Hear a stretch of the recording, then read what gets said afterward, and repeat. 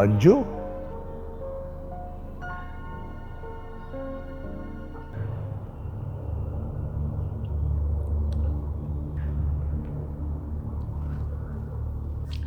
अब और कैसी हो? ठीक हूँ। तुम कैसे हो? हाँ, मैं भी ठीक हूं।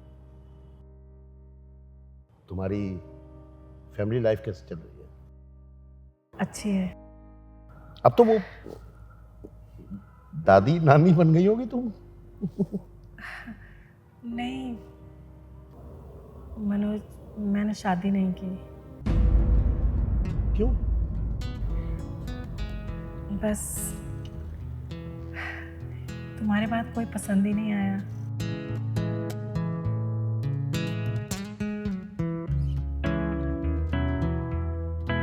और तुम्हारी लाइफ कैसी चल रही है? मेरी लाइफ बस मैं हूं और मेरी लाइफ है, अच्छी चल रही है। और फैमिली? अंजू, शादी मैंने भी नहीं की। वो क्या है ना कि तुम जैसी या तुमसे कोई बेहतर मिले ऐसी कोई उम्मीद तो थी नहीं। बस कुछ अरसे तक तो मैं टालता रहा घर वालों को, और फिर एक टाइम ऐसा आया कि घर वालों ने, रिश्तेदारों ने रिश्ते के लिए पूछना ही बंद कर दिया।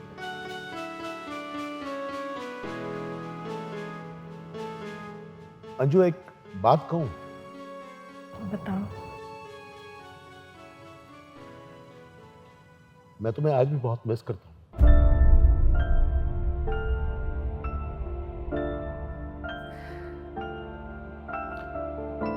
तुम वो याद है वो पकोड़े, और पकोड़ों के साथ पकोड़े कम और चटनी ज्यादा खाती थी तुम। वो कैंटीन वाला काका कैसे हर सुबह स्कूल पहुंचते ही मैं उसको बोल देता था, एक ब्रेड पकोड़ा मेरी अंजू के लिए अलग से रखना, खत्म नहीं होना चाहिए। और जब बारिश होती थी हम कितनी दूर टपरे पे चाय पीने जाते थे। पता है मनोज, सारी जिंदगी जब भी बारिश होती थी ना, मुझे तुम्हारी याद आती थी। मैं भी एक सच कहूं, आज भी जब भी बरसात होती है ना, मुझे सिर्फ तुम नहीं, तुम्हारे साथ कोई और भी याद आता है। कौन? वो तुम्हारा भुट्टा।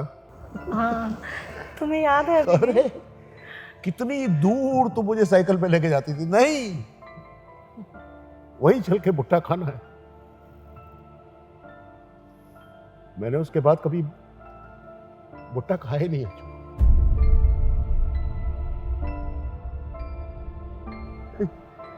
ये आजकल के लड़के लड़कियां, मैं ये नहीं कहता हूं कि इन्हें सच्चा प्यार नहीं होता, प्यार इन्हें भी होता है, लेकिन वो कशिश, वो शिद्दत नहीं दिखती है।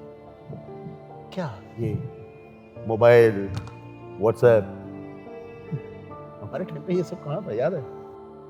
घर के कोने में एक लैंडलाइन टेलीफोन होता था, मैं वो सिक्का डालकर फोन करता था, और कभी तुम्हारी माँ उठा लेती थी, कभी तुम्हारे पापा उठा लेते थे। वही बार वो तुम्हारी बुआ, वो मेरी पर्ची उनके कमरे में चल रही है। अरे यार, और तुम, जब मेरा साइकिल से एक्सीडेंट हुआ था, मैं तो पहुंच गया था हॉस्पिटल, लेकिन तुम वहीं खड़ी रही थी मूलचंद पर। सुबह से शाम तक तुम इंतजार करती रही थी। ये आजकल के लड़के लड़कियां कहां, वो कशिश कहां से लाएंगे? सच है, जिंदगी चाहे कुछ भी रही हमारी, कैसे भी हालातों से समझौता किया हमने, लेकिन एक बात तो सच है अंजू के, अगर हम और तुम मिल गए होते ना, तो खुश नहीं, बहुत खुश होते। तो है, बट वही है, हमारे फैमिली वालों ने ऐसा कुछ नहीं समझा। उनको लगा अदर कास्ट के हैं तो शायद हम लोगों की लाइफ वैसी नहीं चलेगी जैसी वो सोचते हैं। लेकिन मनोज, सच कहूँ तो वो लोग ये जानते ही नहीं हैं। प्यार करने वाले जाति, धर्म, ये सब कुछ नहीं देखते, ना ये चीज़ें मायने रखती हैं उनके लिए। उनके लिए तो मायने रखता है एक दूसरे का साथ। हम लोगों ने अपने माँ बाप की इज्जत के सामने सर नहीं झुकाया। हमने उनका एहतराम किया, उनकी इज्जत की, जो शायद वो नहीं समझ पाए। और ये जो दीवारें हैं ना, ये जो मुख्तलिफ अलग अलग दीवारें हैं, ये आपकी नहीं है, सदियों पुरानी है। ये दो प्यार करने वालों के बीच में ये जाति की दीवार, ये धर्म की दीवार, ये मजहब की दीवार, और वो सबसे बड़ी दीवार जो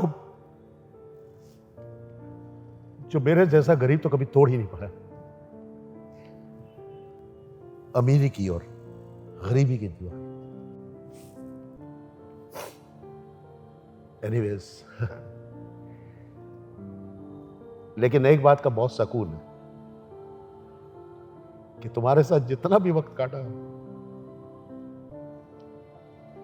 बहुत प्यारा काटा, और शायद इसीलिए मैं आज भी उन यादों के साथ ही अपनी जिंदगी बिता रहा हूं और खुश रहता हूं। जब भी तुम्हें याद करता हूं, उन दिनों को याद करता हूं।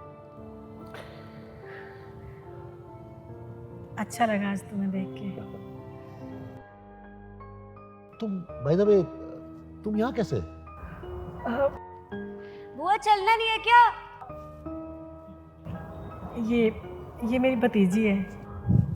मेरा भाई यहीं रहता है, तो अब अपना तो कुछ है नहीं, तो बस उसी के परिवार को अपना परिवार समझती हूँ और उनके साथ ही रहती हूँ। मनोज, सच में बहुत अच्छा लगा आज तुमसे मिलके। तो मतलब अब तुम्हारे फिर से जाने का टाइम हो गया? हाँ।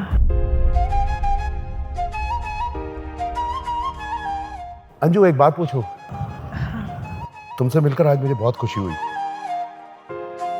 ये खुशी फिर दोबारा कब? हाँ, जल्दी मिलती हूँ। ध्यान रखना अपना। तुम भी अपना ध्यान रखना। Bye, take care.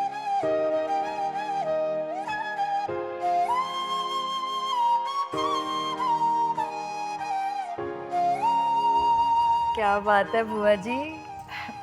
पागल है, चल।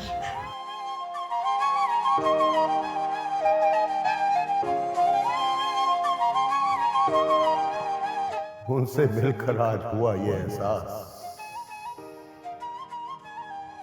कि कोई दिल मेरे लिए बेकरार आज भी।